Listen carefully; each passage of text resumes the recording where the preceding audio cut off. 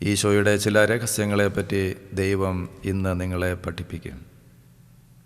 ഈശോയിലൂടെ ദൈവം മനുഷ്യനായി ഭൂമിയിൽ പ്രത്യക്ഷപ്പെട്ടു എന്ന് നിങ്ങൾക്ക് അറിയാമല്ലോ. അവൻ നമ്മുടെ എല്ലാം രക്ഷകനും ദൈവവുമാണ്. അവനിലൂടെ മാത്രമാണ് മനുഷ്യവർഗത്തിന് രക്ഷ ലഭിക്കുന്നത്. അവനാണ് ഏക രക്ഷകൻ. അവനെ നിങ്ങൾ ശ്രദ്ധിക്കുകയും ശ്രവിക്കുകയും അനുസരിക്കുകയും വേണം. അവൻ ശത്രുവായ സാത്താൻ്റെ തല തകർത്തതാണ്. എങ്കിലും സാത്താൻ ആരെ വിഴുങ്ങണമെന്ന് ചിന്തിച്ച് ഈ അന്ത്യകാലത്ത് അലറുന്ന സിംഹത്തെ പോലെ ലോകം മുഴുവൻ കറങ്ങി നടക്കുകയാണ്. സാത്താൻ നിങ്ങളെ ഒരു തരത്തിലും വഞ്ചിക്കരുത്. നിങ്ങളെ ആരും വഞ്ചിക്കുവാൻ നിങ്ങൾ അനുവദിക്കരുത്. ഈശോയിലുള്ള ഏകാഗ്രതയും നിർമ്മലതയും വിട്ട് വഷളായി പോകാതിരിക്കാൻ നിങ്ങൾ വളരെ സൂക്ഷിക്കണം. ഈശോയിലുള്ള ഏകാഗ്രതയും നിർമ്മലതയും വിട്ട് വഷളായി പോകാതിരിക്കാൻ നിങ്ങൾ വളരെ സൂക്ഷിക്കണം. ഈശോയുടെ ചില പ്രത്യേകതകളും അവനിലൂടെ മാത്രം നിങ്ങൾക്ക് ലഭിക്കുന്നതുമായ ചില പ്രത്യേക അനുഗ്രഹങ്ങളും നിങ്ങൾ പഠിക്കണം. നിങ്ങൾ വളരെ ഏകാഗ്രതയോടെ ഇത് ശ്രദ്ധിച്ചിരിക്കണം. നാം അന്ത്യകാലത്തോട് അടുത്തുകൊണ്ടിരിക്കുകയാണ്. നിങ്ങളെ പൂർണ്ണമായി രക്ഷിക്കാൻ കഴിയുന്നതും നിങ്ങളുടെ ആത്മാക്കളെ സൂക്ഷിക്കാൻ നിങ്ങൾ ആശ്രയിക്കേണ്ടതും ഈശോയെ മാത്രമാണ്. അവൻ സാക്ഷാൽ ദൈവമാണ്. അവൻ മനുഷ്യനായി ജനിച്ചവനാണ്. അവൻ ദൈവത്തിനും നിങ്ങൾക്കുമിടയിലുള്ള ഏക മധ്യസ്ഥനാണ്. മധ്യസ്ഥനാകാൻ യോഗ്യതയുള്ളത് ആർക്കാണ് എന്ന് തീരുമാനിക്കുന്നത് സർവശക്തനായ ദൈവമാണ്. അടിസ്ഥാനപരമായി തെറ്റേത് ശരിയേത് എന്ന് തീരുമാനിക്കുന്നത് ദൈവമാണ്. മനുഷ്യർക്കു വേണ്ടി ദൈവത്തോട് മധ്യസ്ഥം വഹിക്കാൻ യോഗ്യൻ ആര് എന്ന് തീരുമാനിക്കുന്നതും നമ്മുടെ സർവശക്തനായ ദൈവം മാത്രമാണ്. മനുഷ്യർക്കു വേണ്ടി ദൈവത്തോട് മധ്യസ്ഥം വഹിക്കാൻ ദൈവം തീരുമാനിച്ച വ്യക്തിയാണ് ഈശോ എന്ന് ദൈവവചനം സാക്ഷ്യപ്പെടുത്തുന്നുവെന്ന് നിങ്ങൾക്ക് അറിയാമല്ലോ. ദൈവത്തിനും മനുഷ്യർക്കും മധ്യസ്ഥനാകുവാൻ വേണ്ടി ദൈവം നിർണയിച്ച യോഗ്യത ഈശോയ്ക്ക് മാത്രമേയുള്ളൂ എന്ന് നിങ്ങൾ മനസ്സിലാക്കണം. മധ്യസ്ഥൻ ദൈവത്തോട് തുല്യനായിരിക്കണം. മനുഷ്യനോട് സാമ്യതയും ഒരുമയുമുള്ളവനായിരിക്കണം. പാപത്തെ നീക്കിക്കളയുവാൻ പര്യാപ്തമായ ബലിയർപ്പിക്കുവാൻ കഴിവുള്ളവനായിരിക്കണം. അതിനായി സ്വന്തം യോഗ്യതയുടെ അടിസ്ഥാനത്തിൽ ദൈവസന്നിധിയിൽ നിൽക്കുവാൻ കഴിവുള്ളവനായിരിക്കണം. ഈശോയ്ക്കല്ലാതെ മറ്റാർക്കും ഈ യോഗ്യതകളില്ല എന്ന് നിങ്ങൾ മനസ്സിലാക്കണം. രക്ഷാകര പ്രവർത്തനം പിതാവായ ദൈവവും യേശുക്രിസ്തുവും പരിശുദ്ധാത്മാവും ഒരുമിച്ച് ചെയ്യുന്ന കാര്യമാണ്. ഈശോയിലൂടെ പിതാവിനെ സമീപിക്കുവാനുള്ള സാഹചര്യം ഒരുക്കുന്നത് പരിശുദ്ധാത്മാവാണ്. അതിനാൽ അവനിലൂടെ ഒരേ ആത്മാവിൽ ഇരുകൂട്ടർക്കും പിതാവിൻ്റെ സന്നിധിയിൽ പ്രവേശിക്കുവാൻ കഴിയുന്നു. ദൈവത്തിനും മനുഷ്യർക്കുമിടയിലുള്ള ഏക മധ്യസ്ഥൻ ഈശോ തന്നെയാണ്. ദൈവം ഒരുവനല്ലോ. ദൈവത്തിനും മനുഷ്യനും മധ്യസ്ഥനും ഒരുവൻ. എല്ലാവർക്കും വേണ്ടി മറുവിലയായി തന്നെത്താൻ കൊടുത്ത മനുഷ്യനായ ക്രിസ്തു യേശു തന്നെ. മറ്റൊരുവനിലും രക്ഷയില്ല. കാരണം നമ്മെ രക്ഷിക്കുവാൻ തക്ക മറ്റൊരു നാമവും ആകാശത്തിൻ കീഴിൽ മനുഷ്യർക്കിടയിൽ നൽകപ്പെട്ടിട്ടില്ല എന്ന് ദൈവവചനം പറയുന്നത് നിങ്ങൾക്കറിയാമല്ലോ. പിതാവിൻ്റെ സന്നിധിയിൽ സ്വീകാര്യമാകുന്ന മധ്യസ്ഥം വഹിക്കാൻ യോഗ്യതയുള്ളത് ഈശോയ്ക്ക് മാത്രമാണ്. ഈശോയല്ലാതെ മറ്റാരും ഒരേ സമയം ദൈവവും മനുഷ്യനുമായിരിക്കുന്നില്ല. ഈശോ ഒരേ സമയം ദൈവവും മനുഷ്യനുമായിരിക്കുന്നത് കൊണ്ട് ദൈവത്തെയും മനുഷ്യരെയും തമ്മിൽ അനുരഞ്ജിപ്പിക്കുവാൻ കഴിയുന്ന ഏകയാൾ, ഏക മനുഷ്യൻ ഈശോ മാത്രമാണ്. അതിനാൽ ഈശോയ്ക്കല്ലാതെ മറ്റാർക്കും നമുക്ക് വേണ്ടി മധ്യസ്ഥം വഹിക്കാനുള്ള യോഗ്യതയും കഴിവുമില്ല എന്ന് നിങ്ങൾ മനസ്സിലാക്കണം. പിതാവായ ദൈവത്തിൻ്റെ ഇഷ്ടം നിറവേറ്റുന്നവർ മാത്രമാണ് സ്വർഗരാജ്യത്തിൽ പ്രവേശിക്കുന്നത്. പിതാവിൻ്റെ ഇഷ്ടം ഇപ്രകാരം വെളിപ്പെടുത്തപ്പെട്ടു എന്ന് വചനത്തിൽ നിങ്ങൾ വായിക്കുന്നുണ്ടല്ലോ. ഇവൻ എൻ്റെ പ്രിയപുത്രനാകുന്നു, ഇവനെ ശ്രവിക്കുക എന്ന് പിതാവ് പറഞ്ഞിട്ടുണ്ടല്ലോ. അങ്ങനെ പിതാവായ ദൈവം ഈശോയെ മാത്രം ശ്രവിക്കുവാനാണ് നമ്മോട് പറഞ്ഞിട്ടുള്ളത്. അതുകൊണ്ട് നിങ്ങൾ അവനെ മാത്രം ശ്രവിക്കണം. അവൻ പറയുന്നത് നിങ്ങൾ കേൾക്കണം, അവൻ പറയുന്നത് നിങ്ങൾ അനുസരിക്കണം. അതാണ് ദൈവത്തെ പ്രസാദിപ്പിക്കുവാനുള്ള ഏക മാർഗം. മനുഷ്യവർഗത്തിൻ്റെ മുഴുവൻ പാപത്തിൻ്റെ കടവും രക്ഷയുടെ വിലയും കൊടുത്തത് ഈശോ മാത്രമാണ്. ഈശോയുടെ മാധ്യസ്ഥത്തിൻ്റെ അടിസ്ഥാനം നമ്മിൽ നിന്ന് സ്വീകരിക്കുന്ന യാതൊന്നുമല്ല, മറിച്ച് നമ്മുടെ രക്ഷയ്ക്കു വേണ്ടിയുള്ള ഈശോയുടെ സ്വന്തം ജീവൻ കൊണ്ടുള്ള വില കൊടുപ്പാണ്. പരിശുദ്ധനായ ദൈവവും പാപിയായ മനുഷ്യരും തമ്മിലുള്ള ബന്ധം നഷ്ടപ്പെട്ടിരുന്ന അവസ്ഥയിൽ ദൈവമായിരിക്കെ മനുഷ്യനായി വന്ന ഈശോ സ്വന്തം ശരീരത്തിൽ മനുഷ്യവർഗത്തിൻ്റെ മുഴുവൻ്റെയും പാപത്തിൻ്റെ ശിക്ഷ കുരിശുമരണത്തിലൂടെ സ്വയം ഏറ്റെടുക്കുകയും അമൂല്യമായ സ്വന്തം രക്തത്തിൻ്റെ വില കൊടുത്ത് ദൈവവും മനുഷ്യരും തമ്മിലുള്ള ബന്ധം പുനഃസ്ഥാപിക്കുന്നതിനുള്ള മാർഗം തുറന്നു തരികയും സാത്താനെ പരാജയപ്പെടുത്തുകയും ചെയ്തു. അതുകൊണ്ട് പിതാവായ ദൈവത്തെ നമുക്ക് എല്ലാവർക്കും ഈശോയിലൂടെ നേരിട്ട് സമീപിക്കാം. നാം ദൈവത്തിന് കൊടുക്കുവാനുണ്ടായിരുന്ന പാപത്തിൻ്റെ കടം ഈശോ പരിപൂർണമായും കൊടുത്തു വീട്ടി. ആ ഈശോയാണ് നമ്മുടെ പാപങ്ങൾക്ക് പരിഹാര ബലിയായ ഏക മധ്യസ്ഥൻ.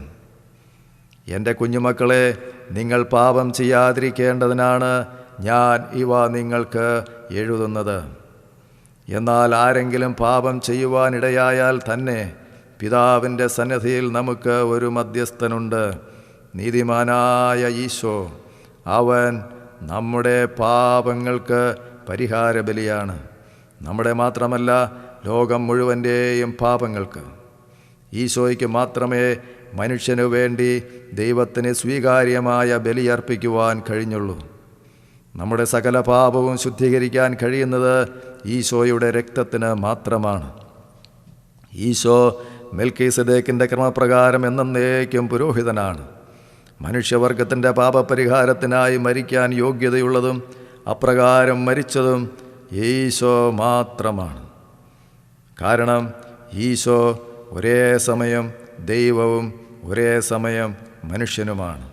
ആ ഈശോ മാത്രമാണ് മനുഷ്യവർഗത്തിൻ്റെ രക്ഷകനും ദൈവത്തിനും മനുഷ്യനും മധ്യേയുള്ള ഏക മധ്യസ്ഥനും. ഈശോയിൽ കൂടി മാത്രമേ പിതാവിൻ്റെ സന്നിധിയിൽ മനുഷ്യരായ നമുക്ക് എല്ലാവർക്കും പ്രവേശനമുള്ളൂ. ഈശോ നമുക്ക് പിതാവിൻ്റെ സന്നിധിയിൽ പ്രവേശിക്കുവാനുള്ള ഏക മാർഗമായി തീരുന്നത് കാൽവരിയിലെ തൻ്റെ പരിഹാര ബലിയിലൂടെയാണ്. മനുഷ്യരായി ജനിച്ച മറ്റാർക്കും നമ്മുടെ പാപപരിഹാരത്തിനായി ഒന്നും ചെയ്യുവാൻ കഴിയില്ല. കാരണം അവരെല്ലാം നമ്മുടെ പാപത്തിന് പരിഹാര ബലിയായി തീർന്നിട്ടില്ല. അവർക്ക് അതിനുള്ള യോഗ്യതയുമില്ല. ഈശോ നമ്മെ പൂർണ്ണമായി രക്ഷിക്കുന്നതിനാൽ നമുക്ക് മറ്റ് മനുഷ്യരായിട്ടുള്ള ആരുടെയും ആവശ്യമില്ല മധ്യസ്ഥത്തിനായി. തന്നിലൂടെ ദൈവത്തെ സമീപിക്കുന്നവരെ പരിപൂർണമായി രക്ഷിക്കുവാൻ അവന് കഴിവുണ്ട്. എന്നേക്കും ജീവിക്കുന്നവനായ അവൻ അവർക്ക് വേണ്ടി മധ്യസ്ഥം വഹിക്കുന്നു. ഈശോ നമ്മുടെ അപേക്ഷകൾ പിതാവിൻ്റെ സന്നിധിയിൽ നമുക്കായി സമർപ്പിക്കുന്നു. ഈശോ നമുക്കായി ചെയ്യുന്ന 2 പുരോഹിത ധർമ്മങ്ങൾ ബലിയും മധ്യസ്ഥം വഹിക്കലുമാണ്. ബലി എന്നേക്കുമായി തീർന്നു, എന്നാൽ മധ്യസ്ഥം തുടർന്നുകൊണ്ടേയിരിക്കുന്നു. അങ്ങനെ ഈശോ നമ്മെ പൂർണ്ണമായി രക്ഷിക്കാൻ പ്രാപ്തനായ ഏക മധ്യസ്ഥനാണ്. അതിനാൽ ഈശോയിലൂടെ നമുക്ക് നേരിട്ട് ദൈവസന്നിധിയിലേക്ക് കടന്നു ചെല്ലുവാൻ ദൈവം അനുവാദം തന്നിരിക്കെ നാം എന്തിന് മറ്റു വഴികളെ ആശ്രയിക്കണം? നമ്മെ പൂർണ്ണമായി മനസ്സിലാക്കാനും നമ്മോടൊത്ത് സഹതപിക്കുവാനും കഴിയുന്നത് ഈശോയ്ക്ക് മാത്രമാണ്. സ്വർഗത്തിലേക്ക് കടന്നുപോയ ശ്രേഷ്ഠനായ ഒരു പ്രധാന പുരോഹിതൻ ദൈവപുത്രനായ ഈശോ നമുക്കുള്ളതുകൊണ്ട് നമ്മുടെ വിശ്വാസത്തെ നമുക്ക് മുറുകെ പിടിക്കാം. നമ്മുടെ ബലഹീനതകളിൽ നമ്മോടൊത്ത് സഹതപിക്കാൻ കഴിയാത്ത ഒരു പ്രധാന പുരോഹിതനല്ല നമുക്കുള്ളത്. പിന്നെയോ ഒരിക്കലും പാപം ചെയ്തിട്ടില്ലെങ്കിലും എല്ലാ കാര്യങ്ങളിലും നമ്മെപ്പോലെ തന്നെ പരീക്ഷിക്കപ്പെട്ടവനാണ് അവൻ. അതിനാൽ വേണ്ട സമയത്ത് കരുണയും കൃപാവരവും ലഭിക്കുന്നതിനായി നമുക്ക് പ്രത്യാശയോടെ കൃപാവരത്തിൻ്റെ സിംഹാസനത്തെ സമീപിക്കാം. നമ്മുടെ ബലഹീനതകളിൽ നമ്മോടൊത്ത് സഹതപിക്കാനും നമ്മെ പരിപൂർണമായി സഹായിക്കാനും കഴിയുന്ന ഏക വ്യക്തിയും ഏക മധ്യസ്ഥനുമാണ് ഈശോ. നമ്മെ സഹായിക്കാൻ മറ്റാരേക്കാളും അനന്തമായ കഴിവും കരുണയും അറിവുമുള്ളയാളാണ് ഈശോ. സഹായത്തിനായി നാം മറ്റാരെയും സമീപിക്കുമ്പോൾ നമ്മെ യഥാർത്ഥത്തിൽ സഹായിക്കാൻ കഴിയുന്നവനെ ഉപേക്ഷിച്ചാണ് നാം അവരെയെല്ലാം ആശ്രയിക്കുന്നത്. അങ്ങനെ നാം വഞ്ചിക്കപ്പെടരുത്. ജീവജലത്തിൻ്റെ ഉറവയെ ഉപേക്ഷിച്ച് നാം പൊട്ടക്കിണറുകൾ കുഴിക്കരുത്. നമ്മെ പരിപൂർണമായി സഹായിക്കാമെന്ന് വാഗ്ദാനം ചെയ്തത് ഈശോ മാത്രമാണ്. നിങ്ങൾ എൻ്റെ നാമത്തിൽ പിതാവിനോട് ചോദിക്കുന്നതെന്തും അവൻ നിങ്ങൾക്ക് നൽകുമെന്ന് പറഞ്ഞിരിക്കുന്നത് നാം ഓർക്കണം. മക്കൾക്ക് നല്ല ദാനങ്ങൾ കൊടുക്കണമെന്ന് ദുഷ്ടരായ നിങ്ങൾക്ക് പോലും അറിയാമെങ്കിൽ സ്വർഗസ്ഥനായ നിങ്ങളുടെ പിതാവ് തന്നോട് ചോദിക്കുന്നവർക്ക് എത്രയോ അധികം നല്ലവ നൽകും.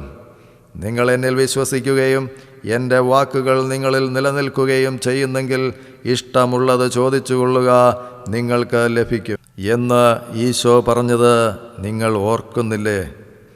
നിങ്ങൾ എന്നെ തിരഞ്ഞെടുക്കുകയല്ല, ഞാൻ നിങ്ങളെ തിരഞ്ഞെടുക്കുകയാണ് ചെയ്തത്. നിങ്ങൾ പോയി ഫലം പുറപ്പെടുവിക്കുന്നതിനും നിങ്ങളുടെ ഫലം നിലനിൽക്കുന്നതിനും വേണ്ടി ഞാൻ നിങ്ങളെ നിയോഗിച്ചിരിക്കുന്നു. തന്മൂലം നിങ്ങൾ എൻ്റെ നാമത്തിൽ പിതാവിനോട് ചോദിക്കുന്നതെന്തും അവിടുന്ന് നിങ്ങൾക്ക് നൽകും. ഭൂമിയിൽ നിങ്ങളിൽ 2 പേർ യോജിച്ച് ഏത് കാര്യം ചോദിച്ചാലും സ്വർഗസ്ഥനായ എൻ്റെ പിതാവ് അത് നിങ്ങൾക്ക് സാധിച്ചു തരും.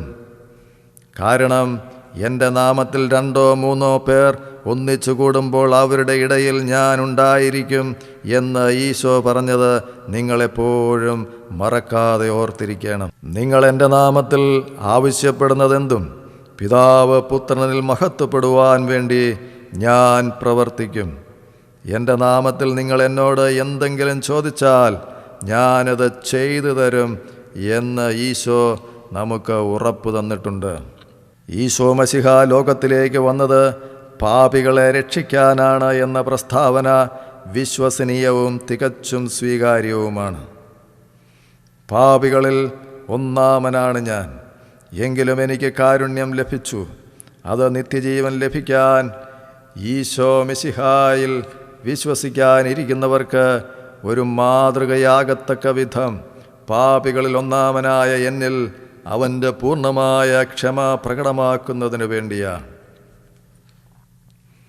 ആരുടെയും മധ്യസ്ഥത കൂടാതെ പാപികളിൽ ഒന്നാമനായവന് പൂർണ്ണമായും ക്ഷമയും നിത്യജീവനും കൊടുത്തത് ഈശോ മശിഹായാണ്. അങ്ങനെ ഈശോ നമുക്ക് ഒരു മാതൃക കാണിച്ചു തന്നിട്ടുണ്ട്. അതിനാൽ നമ്മുടെ പാപങ്ങൾ എത്ര വലുതാണെങ്കിലും ഈശോയെ സമീപിച്ചാൽ ഈശോ നമ്മെ സന്തോഷത്തോടെ സ്വീകരിക്കും. ഈശോ നമുക്ക് നേരിട്ട് സമീപിക്കാൻ കഴിയാത്ത രീതിയിലുള്ള കർക്കശനായ ഒരു ന്യായാധിപനൊന്നുമല്ല. കർത്താവ് ഇപ്രകാരം അരുളി ചെയ്യുന്നു: വരുവേൻ, നമുക്ക് രമ്യതപ്പെടാം. നിങ്ങളുടെ പാപങ്ങൾ കടും ചെമപ്പാണെങ്കിലും അവ മഞ്ഞുപോലെ വെണ്മയുള്ളതായിത്തീരും. അവ രക്തവർണ്ണമെങ്കിലും കമ്പിളി പോലെ വെളുക്കും. നമ്മുടെ പാപങ്ങൾ എത്ര വലുതാണെങ്കിലും നമ്മെ ശുദ്ധീകരിക്കുവാൻ ദൈവത്തിന് കഴിയും. പക്ഷേ നാം ദൈവവുമായി നേരിട്ട് ബന്ധപ്പെടണമെന്ന് മാത്രം.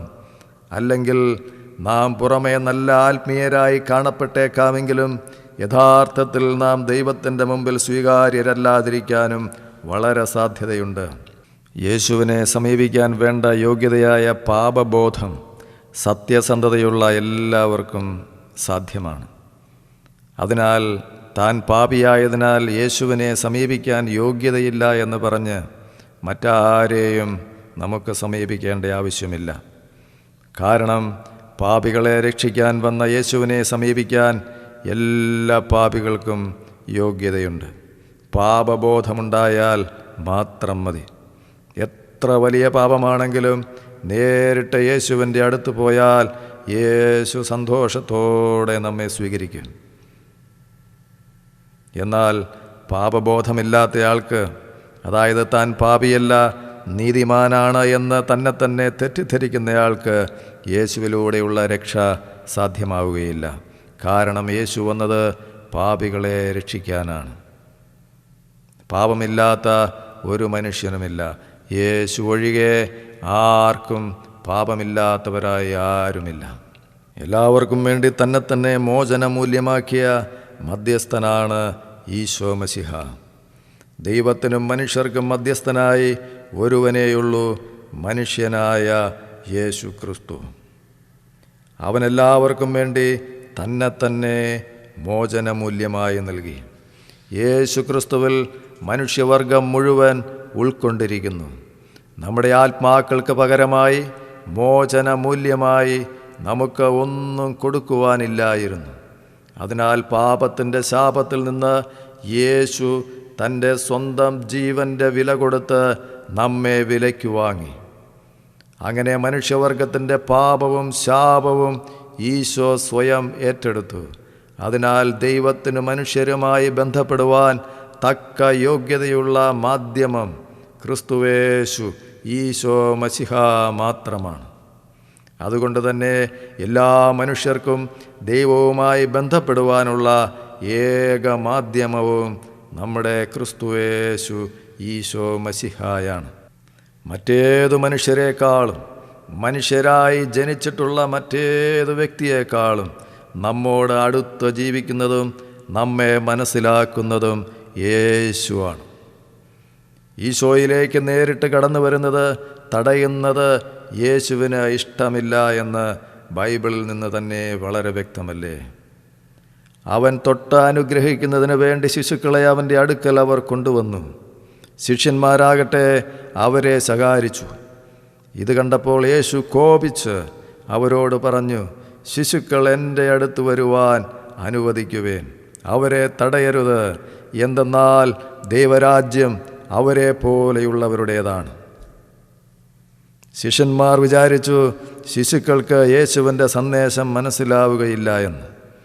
എന്നാൽ ഒരു ശിശുവിൻ്റേതുപോലെയുള്ള നിസ്സഹായതാ മനോഭാവത്തോടെ യേശുവിനെ സമീപിക്കുകയും അങ്ങനെ ദൈവരാജ്യത്തെ സ്വീകരിക്കുകയും ചെയ്യുന്നവനെ അതിൽ പ്രവേശിക്കുകയുള്ളൂ എന്ന് യേശു വളരെ വ്യക്തമായി പറഞ്ഞു. നമ്മെ ഏറ്റവും അധികം മനസ്സിലാക്കുവാൻ കഴിയുന്നത് യേശുവിനാണ് എന്ന് വ്യക്തമാണ്. നമ്മുടെ ഏറ്റവും അധികം കരുണയും സ്നേഹവുമുള്ളത് യേശുവിനാണെന്ന് വ്യക്തമാണ്. നമുക്ക് വേണ്ടി കാൽവരി ക്രൂശിൽ തകർക്കപ്പെട്ടത് യേശു മാത്രമാണ്. ശിഷ്യന്മാരായിരുന്നു ശിശുക്കളോട് കൂടുതൽ അടുത്തത് എന്ന് തോന്നിയേക്കാമെങ്കിലും ശിശുക്കളെ ശരിയായി മനസ്സിലാക്കിയത് യേശുവായിരുന്നു. അതുപോലെ തന്നെ മറ്റു പലരും യേശുവിനേക്കാൾ നമ്മോട് അടുത്തവരാണ് എന്ന് നമുക്ക് തോന്നിയേക്കാമെങ്കിലും യഥാർത്ഥത്തിൽ സത്യത്തിൽ നമ്മോട് ഏറ്റവും അടുത്ത് നിൽക്കുന്നത്, നമ്മോട് ഏറ്റവും ചേർന്നിരിക്കുന്നത്, നമ്മെ ഏറ്റവും സ്നേഹിക്കുന്നത്, നമ്മെ ആഴമായി മനസ്സിലാക്കുന്നത് യേശു മാത്രമാണ് എന്നുള്ള ഒരു ബോധ്യം ദൈവത്തിൻ്റെ പരിശുദ്ധാത്മാവ് നിങ്ങൾക്ക് നൽകട്ടെ. നമ്മെ നന്നായി മനസ്സിലാക്കാനും സഹായിക്കാനും കഴിയുന്നത് യേശുവിന് മാത്രമാണ്. അവനാണ് സർവജ്ഞാനിയായ ദൈവം, അവനാണ് സർവശക്തനായ ദൈവം, അവനാണ് പരമകാരുണ്യവാനായ ദൈവം. അവനേക്കാൾ വലിയവൻ ആരുമില്ല. അതുകൊണ്ട് യേശുവിനേക്കാൾ നല്ല ഒരു മധ്യസ്ഥൻ വേറെ ആരുമില്ല എന്ന് നമുക്ക് മനസ്സിലാക്കാം. യേശുവിനേക്കാൾ നല്ല ഒരു മധ്യസ്ഥനെ പറ്റി നമുക്ക് ഊഹിക്കാൻ പോലും സാധ്യമല്ല. ആ യേശുവിനെ കൂടുതൽ മനസ്സിലാക്കുവാൻ നമ്മെ സഹായിക്കുന്ന ചില ചോദ്യങ്ങൾ നമുക്ക് നമ്മോട് തന്നെ ചോദിക്കാം. എൻ്റെ സൃഷ്ടാവ് ആരാണ്? എൻ്റെ സൃഷ്ടാവ് യേശു ക്രിസ്തുവാണ്.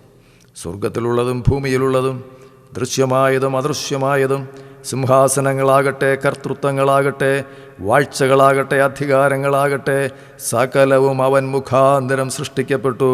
അവൻ മുഖാന്തരവും അവനായിട്ടും സകലവും സൃഷ്ടിക്കപ്പെട്ടിരിക്കുന്നു.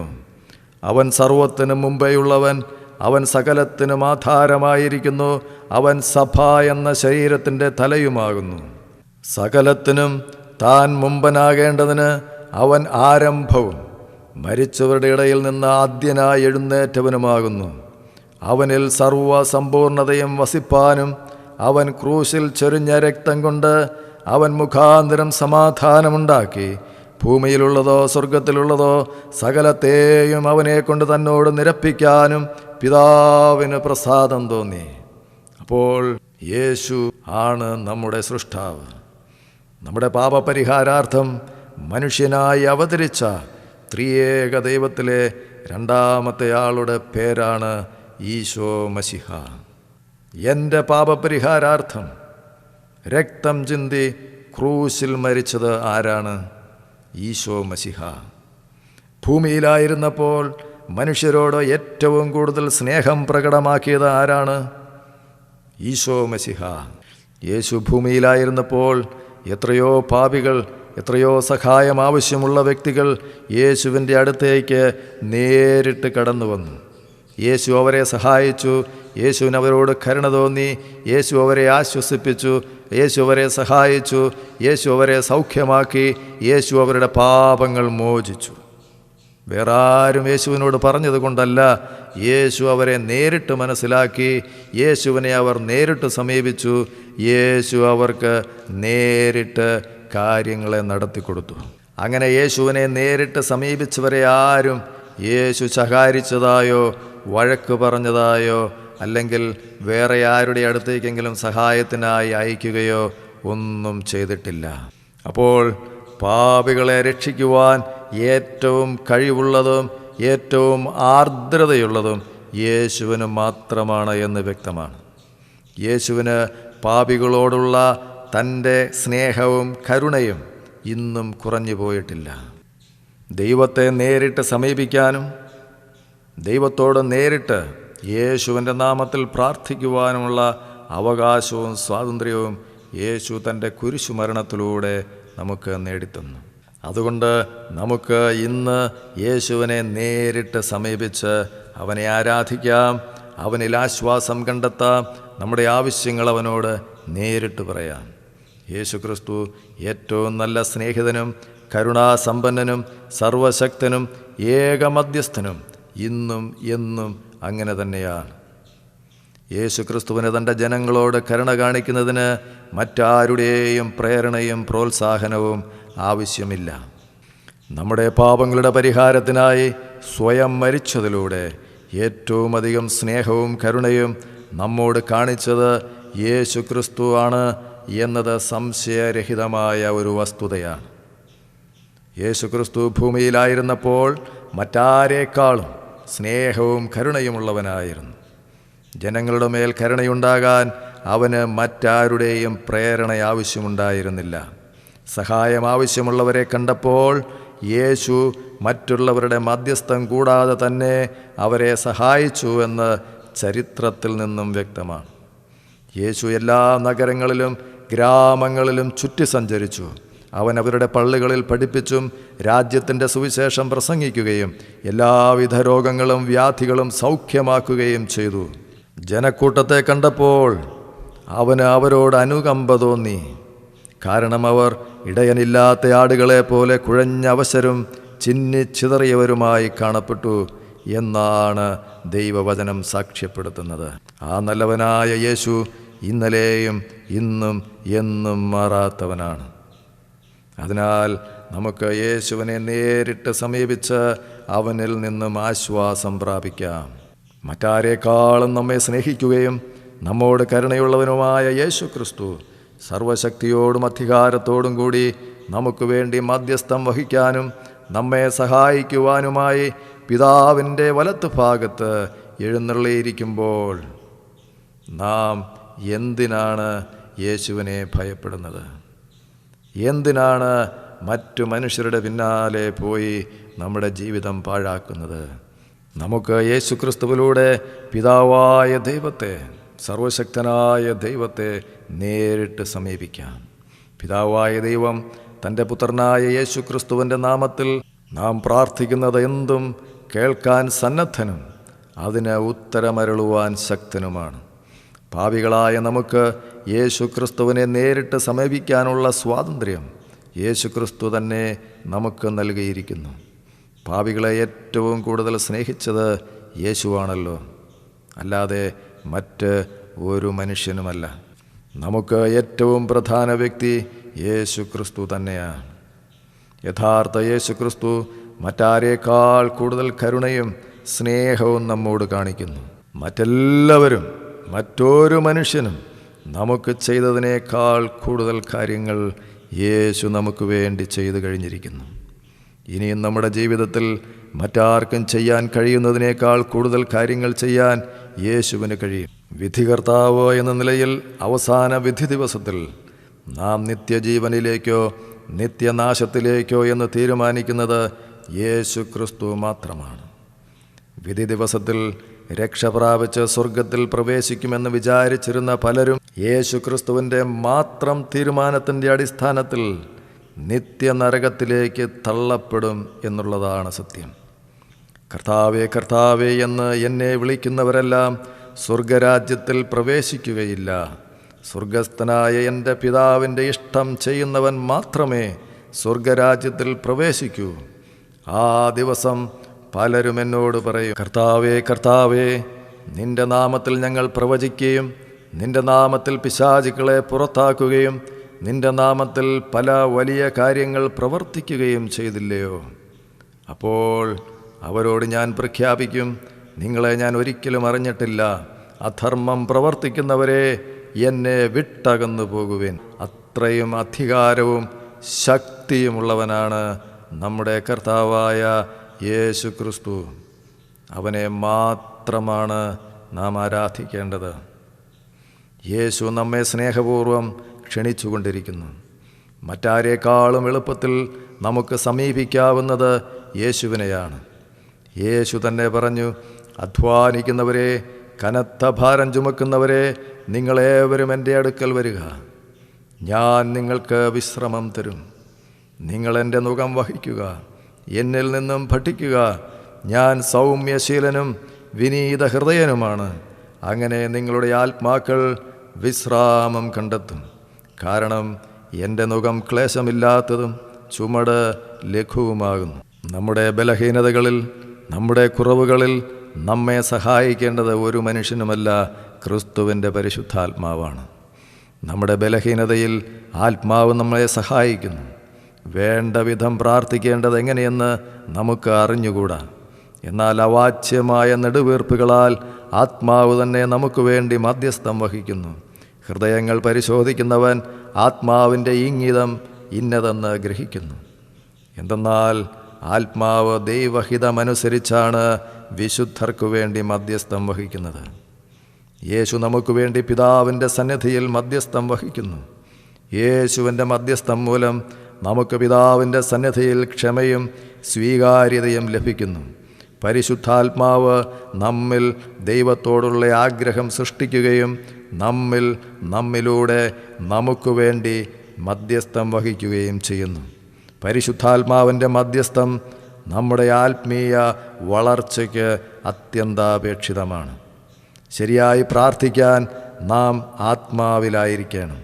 പരിശുദ്ധാത്മാവും യേശുവും നമുക്കായി മധ്യസ്ഥം വഹിക്കുന്നത് കൊണ്ട് മറ്റു മനുഷ്യരുടെ മധ്യസ്ഥം നമുക്ക് ആശ്രയിക്കേണ്ട ആവശ്യമില്ല. മരണത്താൽ നീക്കപ്പെടാത്ത പൗരോഹിത്യവും മാധ്യസ്ഥവും യേശുവിൻ്റേത് മാത്രമാണ്. മനുഷ്യരുടെ മധ്യസ്ഥം മരണത്തിന് മുമ്പ് മാത്രമാണ്. എന്നാൽ ഉയർത്തെഴുന്നേറ്റ് സ്വർഗത്തിലും ഭൂമിയിലും സകല അധികാരവും ഉള്ളവനായിരിക്കുന്ന യേശുവിൻ്റെ മാധ്യസ്ഥം നമുക്ക് എന്നേക്കും നിലനിൽക്കുന്നു. അങ്ങനെ നമ്മെ ഏറ്റവും അധികം സ്നേഹിക്കുകയും നമുക്കായി ഏറ്റവും വലിയ കാര്യങ്ങൾ ചെയ്യുകയും ചെയ്തയാളാണ് യേശു. നമ്മുടെ ഏറ്റവും അധികം സ്നേഹവും കരുണയും കാണിച്ചവനാണ് യേശു. ഒരു കുറവും ആർക്കും ചൂണ്ടിക്കാണിക്കാൻ കഴിയാത്ത വിധം പരിപൂർണതയുള്ള മധ്യസ്ഥവുമായി നമ്മെ എപ്പോഴും സഹായിക്കാൻ സന്നദ്ധനാണ് ഈശോ. സർവശക്തനും സർവജ്ഞാനിയുമായ ഈ ഈശോയെ ഏക മധ്യസ്ഥനായി അംഗീകരിക്കാത്തവർ ഈശോയ്ക്ക് എതിരായി പ്രവർത്തിക്കുന്ന ആത്മീയ ശക്തികളാൽ നയിക്കപ്പെടുന്നവരാണ്. നമ്മുടെ ഏറ്റവും അധികം കരുണയും സ്നേഹവുമുള്ള നമ്മെ രക്ഷിക്കാൻ വേണ്ടി മരിച്ച യേശുവിനെ നേരിട്ട് സമീപിക്കാൻ നാം ധൈര്യപ്പെടുന്നില്ലെങ്കിൽ യഥാർത്ഥ യേശുവിനെ ഇനിയും മനസ്സിലാക്കുവാൻ കഴിഞ്ഞിട്ടില്ലാത്ത കപടഭക്തരായിരിക്കാം നാം. അല്ലെങ്കിൽ പരിശുദ്ധാത്മാവ് നമ്മളിൽ പ്രവർത്തിക്കുന്നില്ലായിരിക്കാം. പരിശുദ്ധാത്മാവിൽ നമ്മൾ വ്യാപരിക്കുന്നുവെങ്കിൽ യേശു ക്രിസ്തുവിൻ്റെ മധ്യസ്ഥം സ്വീകരിക്കുവാൻ നാം പ്രാപ്തരായിത്തീരും. യേശുവിൻ്റെ അനുഗാമികളെന്ന് അഭിനയിക്കുന്ന ആത്മീയ നേതാക്കളാലും മറ്റാരാലും നാം വഞ്ചിക്കപ്പെടരുത്. ജനങ്ങളെ വഴിതെറ്റിക്കുന്നവർക്ക് കർത്താവ് നീതിമാനായ ന്യായാധിപൻ ശിക്ഷ കൊടുക്കുന്ന ഒരു ദിവസം വരും. അതുകൊണ്ട് മനഃപൂർവ്വം തെറ്റ് ചെയ്യാതിരിക്കാൻ നാം സൂക്ഷിക്കണം. ശരി അറിഞ്ഞിട്ടും ശരി ഇന്നതാണെന്ന് തിരിച്ചറിഞ്ഞിട്ടും അത് ചെയ്യാതിരിക്കുന്നവൻ പാപം ചെയ്യുന്നു. ദൈവപ്രീതിയേക്കാൾ മനുഷ്യപ്രീതി അന്വേഷിക്കുന്നവർ ദൈവത്തിൻ്റെ മുമ്പാകെ ലജ്ജിതരായിത്തീരും. യേശുവിൻ്റെ സമ്പൂർണതയെ പല രീതിയിലും നിരസിക്കുന്ന ഒരു കാര്യത്തിനും വേണ്ടി നാം ഇറങ്ങിത്തിരിക്കരുത്.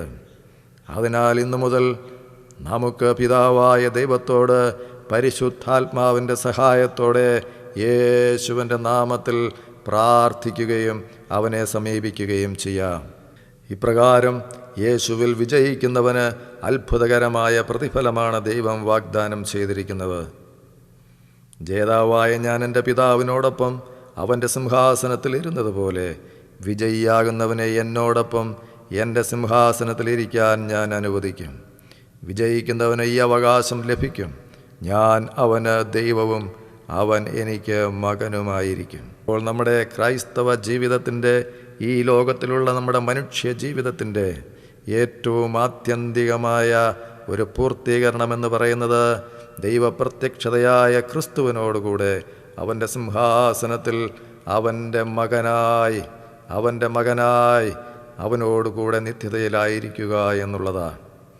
അതിനാൽ ഇപ്പോൾ തന്നെ പാപങ്ങളെക്കുറിച്ച് പശ്ചാത്തപിച്ച് യേശുവിനെ രക്ഷകനായി സ്വീകരിക്കുക.